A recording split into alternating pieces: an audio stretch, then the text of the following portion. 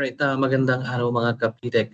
Welcome po sa another review session para po sa inyong preparation ng national assessment for the school heads. And again, this is Sir Willie sharing with you some of the insights on the solo framework. And ito nga, bibigyan natin ng konting pasada lamang. No? Itong, ano nga ba itong solo framework anatomy that will be the structure maybe noong ating upcoming national assessment for the school heads. Okay, so let's start off with yung ating definition ng solo framework.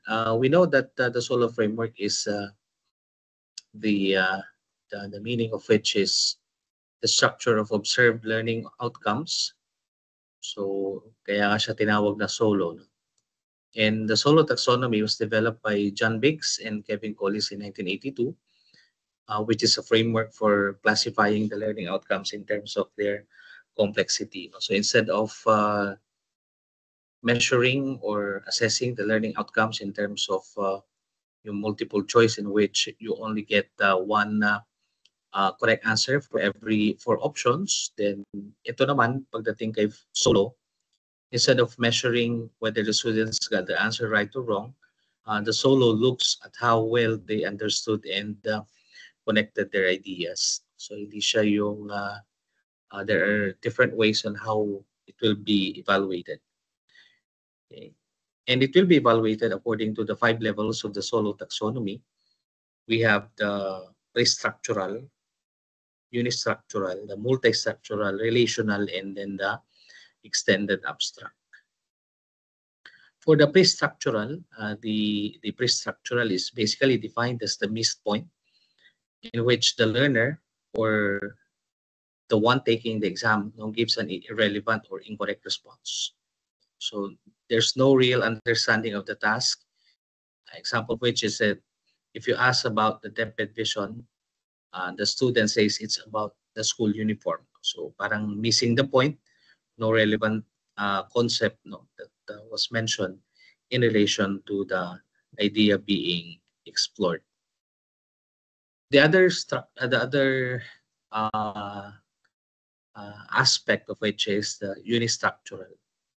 The unistructural is only presenting a point wherein the learner understands only one relevant aspect. It's connected to the simple recall of a fact, example of which is the DepEd vision is to develop learners. So meron ng idea, merong isang tumama, may isang punto na tumama. Okay, that's for the unistructural. And for the multistructural, there are several points already that were mentioned. The learner understands several relevant aspects but sees them as independent pieces. Kaya, although there are multiple points na may mention, pero independent pa rin yung konsepto na yun from each other. Knowledge is still fragmented, and the example is DepEd aims to develop learners, ensure quality education, and uphold values. So from from pre-structural na missing the point, to uni na isa lang, and then to multi-structural na there will be 2 or more. Okay.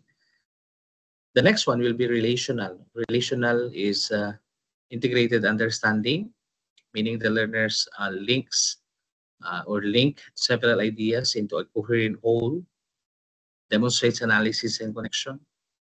And the example of this is DepEd's vision connects learner development, quality education, and core values because these work together to prepare productive citizens. So relational, there should be an integration of one concept to another.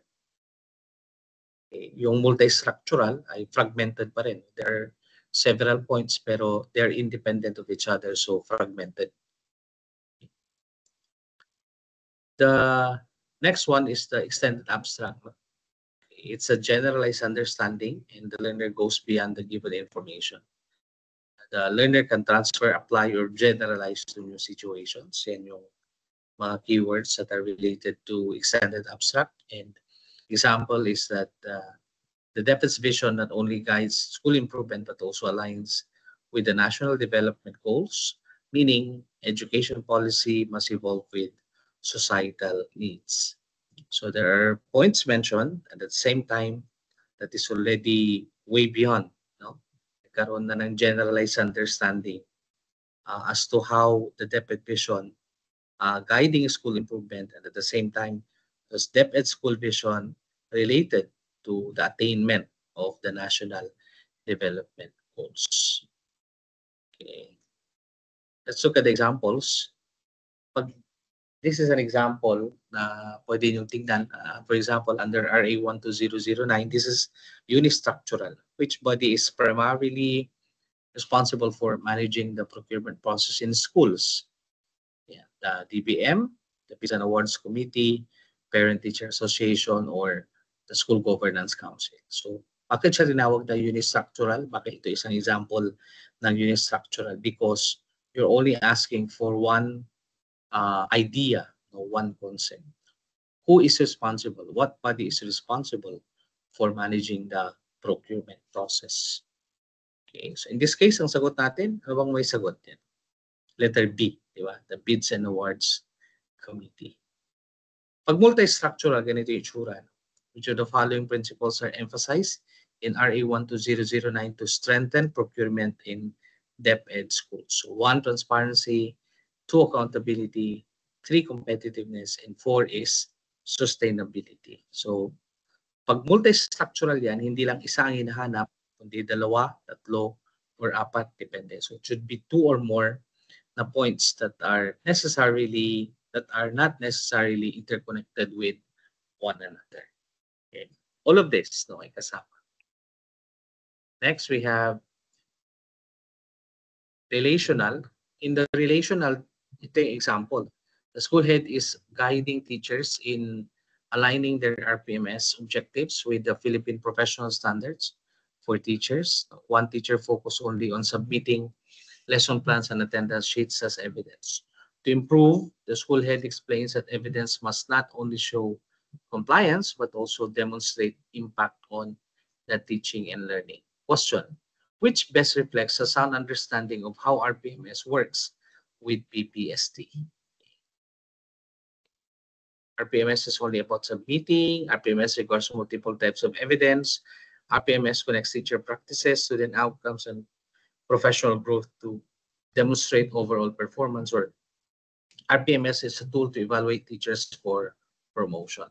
Okay, so the question here is related to PPST and then the RPMS. So nakita natin yung connection ng dalawa, and letter C is the best option that would relate, no, one concept into another concept. Okay, what else? We go into our extended abstract. In the extended abstract, yung isang example, school head is planning to procure ICT equipment for a blended learning program. The suppliers present different offers. May supplier A, supplier B, supplier C. If the school head aligns the decision with RA 12009 principles, particularly sustainability, competitiveness, and accountability, which procurement choice best reflects on integrated application of the law? Okay.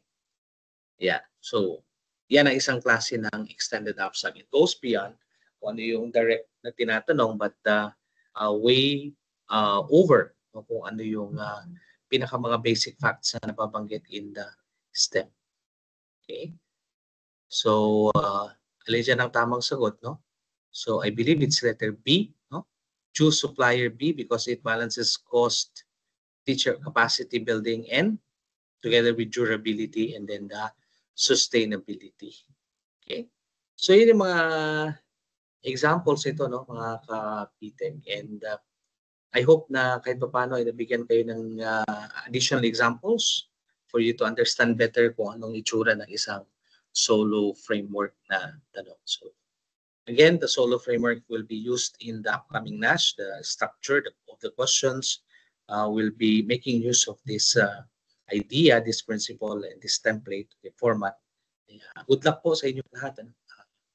I wish you all the best in the upcoming examination. So, maraming salamat and see you again for another video explainer regarding po sa ating mga topics under the National Assessment for School Heads. Maraming salamat.